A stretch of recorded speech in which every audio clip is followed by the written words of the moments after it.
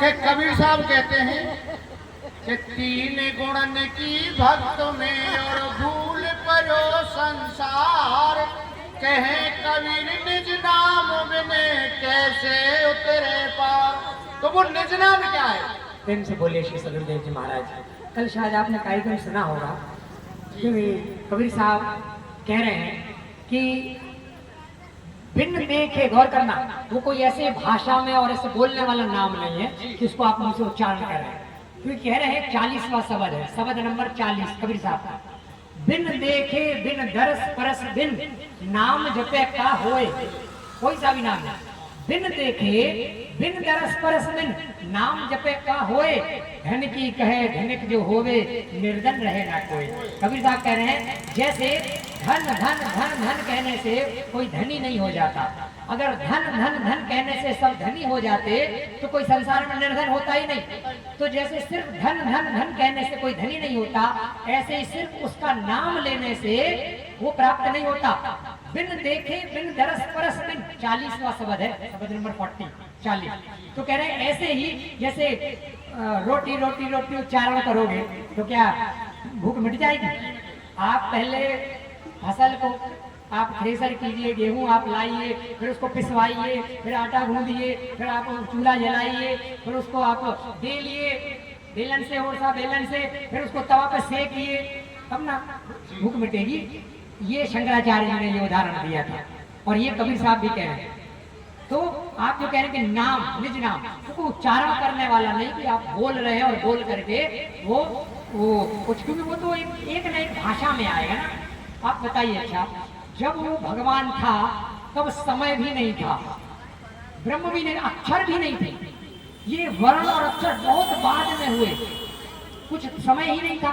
तो ये बताइए वर्ण और अक्षर भी जब इतने बाद में हुए तो फिर उसका नाम कैसे आप ले सकते? तो बाद में हुए ना, इसीलिए तो एक अन्य है अरूप अनामा लिखा है जो तुलसीदास जी ने मानस में, अरूप अनामा।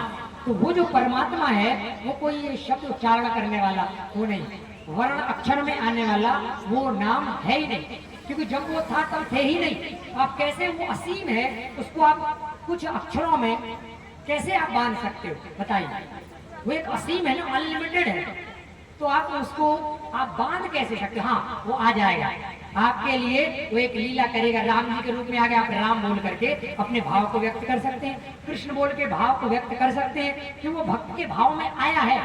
लेकिन अगर आप ये सोचे कि वो राम जी और कृष्ण तो भक्त के लिए बन गया, भक्त के लिए नामकरण कर लिया, लेकिन अब अगर उसको कोई वो सिर्फ शरीर जो धारण किया है, वो शरीर विष्णु जी, वो शरीर राम जी, शरीर कृष्ण जी, लेकिन उस शरीर के अंदर जो आया वो विराट है, जो अर्जुन ने देखा, जो शबरी ने देखा। उसको जब देखेंगे तो वहां कोई नाम है ही नहीं, वहां कोई नाम है नहीं। अब आप कहें कि वो क्या है? गौर करना, कबीर साहब एक बात और कह रहे हैं, गौर करना। जहाँ बोलता अक्षर आया, जहाँ अक्षर का मन ही दृढ़ाया, बोल अबोल एक हो जाए, वह जो लखा सो बिरला भाई।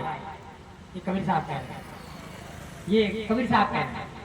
और उससे ओंकार भी उत्पन्न होता है। ज्ञान चौतीसा कबीर साहब का, पहली लाइन, ओंकार कहे सब कोई, यह जो लखे सो बिरला कोई। समझ रहे हैं? यहाँ अक्षर और ब्रह्म के लिए कबीर साहब ने कहा बोल अबोल एक हो ही जाए। तो आप कैसे उसको किसी शब्द या नाम में बांध सकते हैं? वो असीम है, वो विराट है, विराट पुरुष, परम पुरुष। हाँ, ये संसार में वो आएगा तो सब कुछ करेगा, लीला भी करेगा, रूप भी धारण, नाम भी धारण। लेकिन वहां देखेंगे तो वहां एक कबीर साहब का और शब्द बोल दे, एक शब्द और बोल लेना, आपको स्पष्ट हो जाएगा। शब्द नंबर 43 क्या कहना कबीर साहब? ये कबीर साहब की बात कही। कबीर साहब कह रहे हैं कि सूक्ष्म स्थूल पवन नहीं पावत, रवि शशि धरनी न नीला, ज्योति स्वरूप काल नहीं रहवा, वचन न वाही शरीरा, वचन न वाही शरीरा। क्या कह रहे हैं कि सूक्ष्म स्थूल, न स्थूल है न सूक्ष्म, स्थूल ये शरीर है, सूक्ष्म जीव है, पवन नहीं पावा, ना वायु है ना अग्नि, और क्या रवि शशि धरनी न नीला, न सूर्य है न चंद्रमा है न पानी है न कुछ नहीं है। धरती भूमि भी नहीं है, 5 तत्व नहीं है, ज्योति ज्योति भी नहीं है, काल नहीं है, वहाँ समय भी नहीं है, वचन नावाही शरीरा, न नाम है न रूप है, न वचन है न शरीर है। तो बताओ, तो कबीर साहब 43वें शब्द में कह रहे हैं 43 वचन नावाही शरीरा। आगे क्या कह रहे हैं? कहे कबीर यह अद्भुत ज्ञाना कोई यह ज्ञान नहीं बूझे, बिन पाखे उड़ जाए आकाशे जीव ही मरण न सूझे। तो उस ज्ञान को प्राप्त करेंगे। कबीर साहब कह रहे हैं कि वो वचन नवाई से एक अद्भुत ज्ञान है। कल हम लोग थोड़ा सा उसका अंश रखेंगे।